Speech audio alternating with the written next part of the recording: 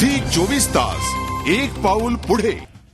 तर विलासराव देशमुख आणि कृपाशंकर सिंह यांच्यावरील भ्रष्टाचारांच्या आरोपांवरील चर्चा टाळण्यासाठी निलंबनाची ही कारवाई करण्यात आल्याचा आरोप एकनाथ खडसेंनी केला आहे।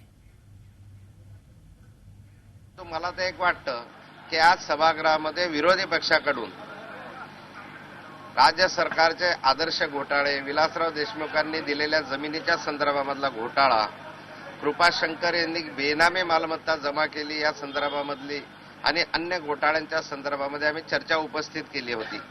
या चर्चेनं सरकारचं वस्त्रहरणच होणार होतं। ही चर्चा येऊ नये असाही प्रयत्न यामागे असावा अशी शंका घ्यायला जागा आहे आणि म्हणून जे केलेली कृती आहे ही यामागे तर केली नाही ना अशी शंका आम्हाला येते।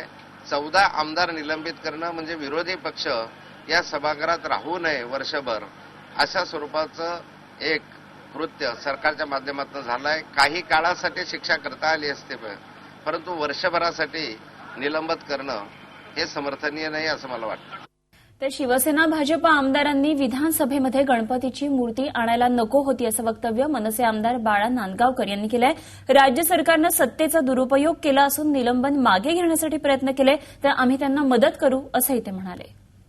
शिवसेनेच्या काही ठराविक आमदारांनी आज सदनामध्ये गणपतीची मूर्ती आणून त्या ठिकाणी त्यांनी जे काही आंदोलन केलं हे आंदोलन माझ्या दृष्टीने योग्य मला वाटत नाही आणि म्हणून त्यांच्यावर केलेली कारवाई अयोग्यच आहे आणि 1 वर्षासाठी केलेली तर नक्कीच चुकीची आहे।